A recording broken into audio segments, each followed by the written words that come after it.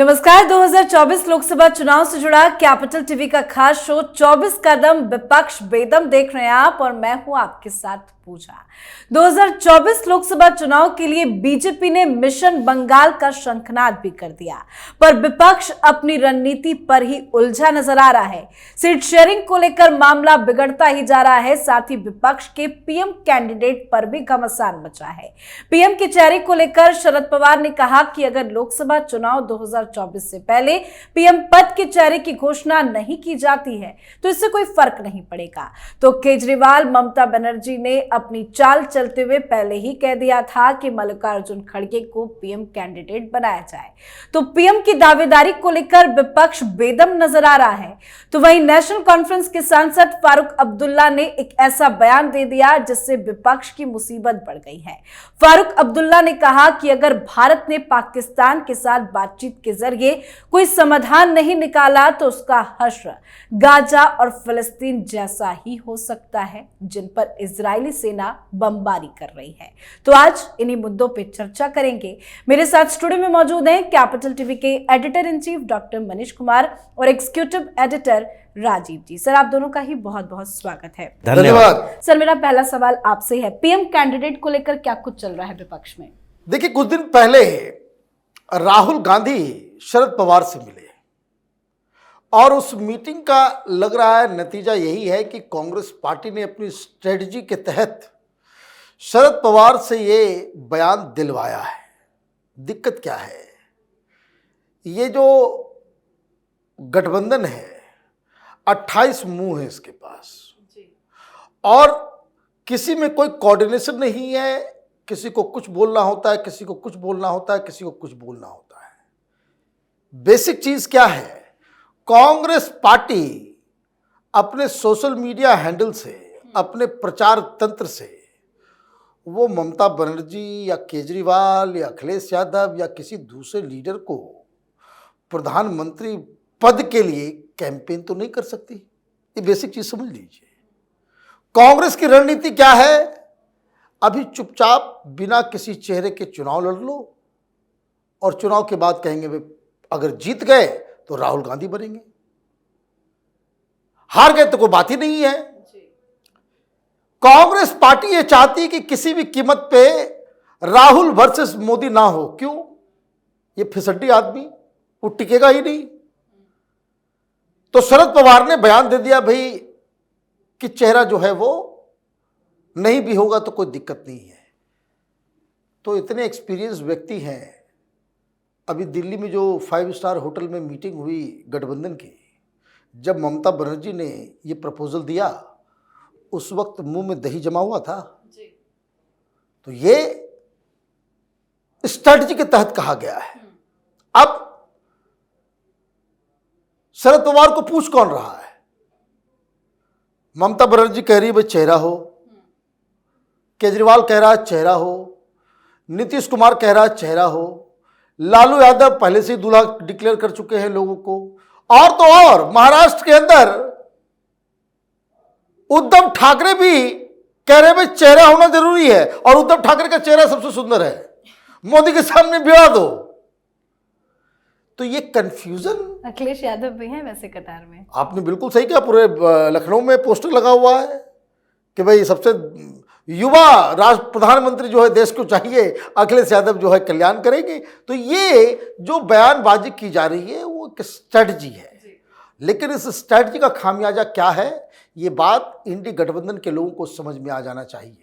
अगर आपके पास कोई चेहरा नहीं होगा तो एनार्की फैलेगी, लोगों को सेलेक्ट करने में बड़ी आसानी हो जाएगी। एक तरफ तो मोदी है और दूसरी तरफ कोई है ही नहीं। चुनाव अगर इसको वोट भी दे देंगे, आपस में लड़ मड़ करके जो है सब कुछ गुड़ गोबर कर देंगे। इसीलिए ये बैकफायर कर रहा है। कांग्रेस पार्टी अपने हिसाब से रणनीति बना रही है और ये चाहती है कि सारे लोग उसके पीछे पीछे चले। या आप देखिएगा 1-2 दिन के बाद इसका जवाब इंडी गठबंधन के नेताओं की तरफ से ही दिया जाएगा। मतलब कहा तो ये जाता है कि सारे नेता सर्वगुण संपन्न है, इसलिए अलग अलग दलों की तरफ से दावेदारी ठोकी जा रही है। पर कांग्रेस पार्टी क्यों बार बार अपने बयान को दोहरा रही है कि हमारी तो कोई दिलचस्पी ही नहीं है पीएम कैंडिडेट को लेकर? क्योंकि कांग्रेस को पता है अगर पीएम कैंडिडेट के तौर पर देखा जाए तो अभी तो स्थिति ये हो गई है कि सबसे सुटेबल कैंडिडेट इन लोगों के लिए तेजस्वी यादव को बना देना चाहिए। युवा नेता हैं और लालू यादव जो अभी सोशल इंजीनियरिंग की बात बिहार में कर रहे हैं, पूरे देश में घूम घूम कर करेंगे, क्योंकि इनके पास कोई भी ऐसा चेहरा नहीं है जो अपने स्टेट से बाहर निकले तो एक वोट भी उनके नाम पर दिया जाए। अगर क्षेत्रीय पार्टियों की बात करें, ममता बनर्जी की क्या इच्छा नहीं होती है कि पश्चिम बंगाल के सटे हुए बिहार में चुनाव लड़े, और लड़ा नहीं। उन्होंने भी चुनाव लड़े, कई बिहार के क्षेत्रों में एक भी सीट मिली। पश्चिम बंगाल के बाहर में वो बहुत मुश्किल से फिर असम की तरफ, नॉर्थ ईस्ट की तरफ घुसना शुरू किए। या शरद पवार बार बार ये जो अपने चेहरे का इस्तेमाल करने की कोशिश करते रहे, जब से कांग्रेस से बाहर आए, एनसीपी बनी, उसके बाद से बिहार में एक सीट मिलती थी और उसमें भी शरद पवार के कारण नहीं, लोकल नेता के कारण। अब तारिक अनवर थे तो अपने स्तर पर गठबंधन करके ये जीत लेते थे एक आध सीट, लेकिन हर जगह पर अरविंद केजरीवाल की बात जहां तक है, इन क्षेत्रीय पार्टी के नेताओं से ज्यादा उभर कर सामने आए हैं। 2 स्टेट में सरकार चल रही है केजरीवाल की, लेकिन फिर भी केजरीवाल को कांग्रेस स्वीकार नहीं करेगी। कांग्रेस में राहुल गांधी की अगर बात है, मल्लिकार्जुन खड़गे की बात तो ममता बनर्जी ने कर दी, इसीलिए क्योंकि उन्होंने सोचा अगर ये लोग राहुल गांधी की बात करेगा तो उसके बाद हम लोगों की औकात क्या रह जाएगी। बिल्कुल, राहुल गांधी से सब सीनियर नेता बैठे हुए हैं, सीएम हैं एक एक स्टेट के, इसलिए मल्लिकार्जुन खड़गे 80 साल के बुजुर्ग आदमी, ऐसे भी इनके नाम पर दलित कार्ड खेला जा सकता है। जी। लेकिन अभी कंफ्यूजन की स्थिति है और पीएम कैंडिडेट किसी को घोषित नहीं किया जाएगा।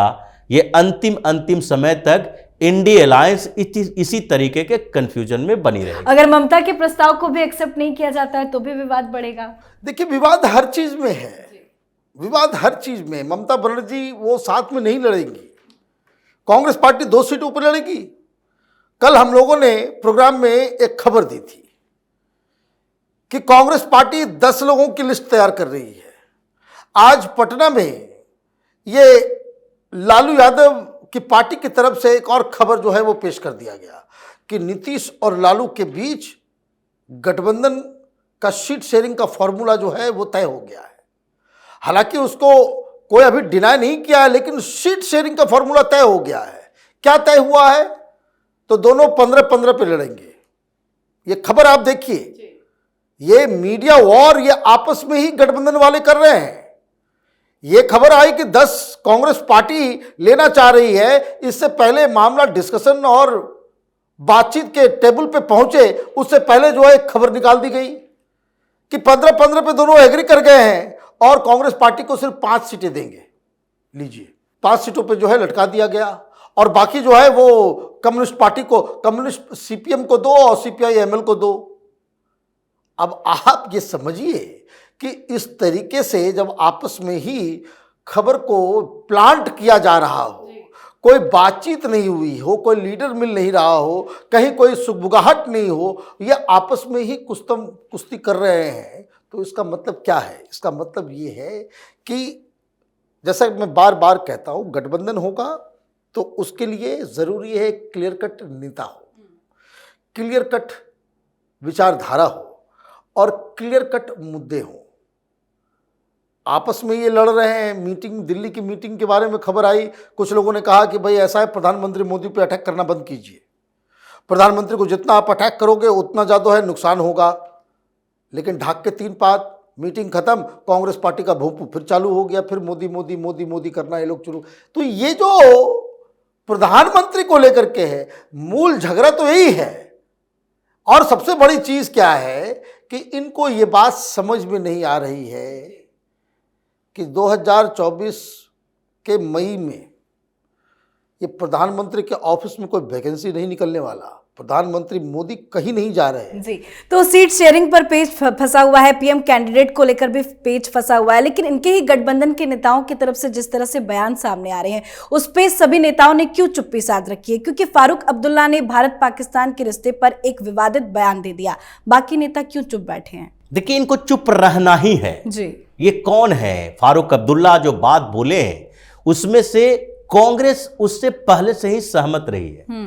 हालांकि अभी बोल नहीं सकते कांग्रेस को कोई नेता, क्योंकि फारूक अब्दुल्ला वो नेता है जो पाकिस्तान के साथ खड़े होकर कश्मीर को भारत से अलग करना चाहते हैं। ये शेख अब्दुल्ला का पूरा परिवार, जिसको कहा जाता है कि कश्मीर को भारत के साथ लाने में बड़ी भूमिका थी, यह बहुत बड़ी कॉन्स्पिरेसी की गई।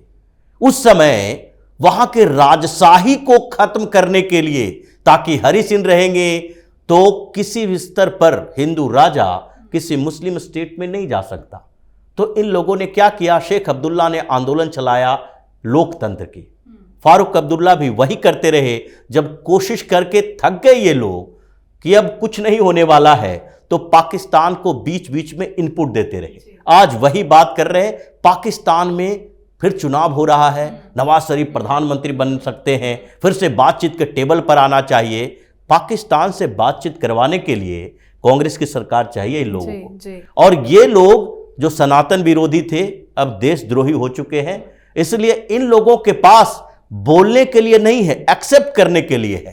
कांग्रेस को लगता है अगर फारूक अब्दुल्ला की बात का विरोध किया जाए तो फिर दूसरे हिस्से के मुसलमान भी नाराज होंगे, या फिर क्या लालू यादव, नीतीश कुमार, अखिलेश यादव, कोई भी ऐसा विपक्षी पार्टी में नेता है जो कि क्षेत्रीय पार्टी भी बनाकर चल रहा है और उसका एक बड़ा आधार मुसलमान ना हो, तो फिर कौन फारूक अब्दुल्ला का विरोध करेगा? ये लिपापोती है इन लोगों के लिए। एजेंडा यही है, हिंदुओं का विरोध करो, पाकिस्तान का सपोर्ट करो, देश में कमजोर सरकार लाओ, ताकि किसी भी तरीके से इनके विदेशी पार्टनर जो है खुश रहें। और यही तरीका ये लोग अब तक अपना रहे हैं। सर, मेरा आखिरी सवाल आपसे, पाकिस्तान से इतनी ज्यादा हमदर्दी क्यों है इनको? देखिए, ये जो इंडी अलायंस है, इसमें राजीव जैसे ने कहा कि पूरी तरीके से ये तथाकथित मुस्लिम वोट के ऊपर राजनीति करने वाले लोगों का जमावड़ा है। कुछ लोगों को मिलता है, कुछ लोगों को नहीं मिलता है, कुछ लोग बिल्कुल मुस्लिम वोट के लिए अपने आप को बिछा लेने के लिए तैयार रहते हैं। इनके दिमाग में एक कीड़ा है। कीड़ा क्या है? इनको लगता है कि हिंदुस्तान का मुसलमान देशद्रोही है। बात समझ लीजिए मैं क्यों कह रहा हूं, ये इनके आर्गुमेंट से समझ में आता है। इनको लगता है कि पाकिस्तान की बुराई मत करो, पाकिस्तान की तरफदारी करोगे तो मुसलमान जो हिंदुस्तान का है वो खुश हो जाएगा, वो आपको वोट करेगा। इसीलिए जब 370 हटाया जा रहा था, यह अधीर रंजन चौधरी क्या कह रहा था कि पाकिस्तान से आपने पूछा, बिना पाकिस्तान के आप कैसे ये कानून जो है वो हटा सकते हो? अब आप देखिए, वहां पुलवामा होता है, पाकिस्तान कहता है कि नहीं नहीं, सबूत कहां है, हम लोगों ने नहीं किया। ये सारे लोग सबूत मांगने शुरू कर देते हैं। कारण पाकिस्तान को बैड लाइट भी नहीं दिखाना है। और इसकी पराकाष्ठा देखिए, कोई ऐसी बात नहीं कि जो हम लोग कह रहे हैं। ओबामा ने किताब लिखी, किताब लिख करके उसमें एक वाकया का उन्होंने मेंशन किया। क्या वाकया था? मनमोहन सिंह से वो मिले और उन्होंने पूछा कि भाई इतना बड़ा हमला पाकिस्तान कर दिया बंबई के अंदर, आप उसको रिटेलिएट क्यों नहीं कर रहे हैं? पाकिस्तान के खिलाफ क्या एक्शन आप लेंगे? तो मनमोहन सिंह ने कहा कि पाकिस्तान के खिलाफ हम कोई एक्शन नहीं लेंगे, क्योंकि इससे हिंदुस्तान के मुसलमानों को गलत मैसेज चला जाएगा।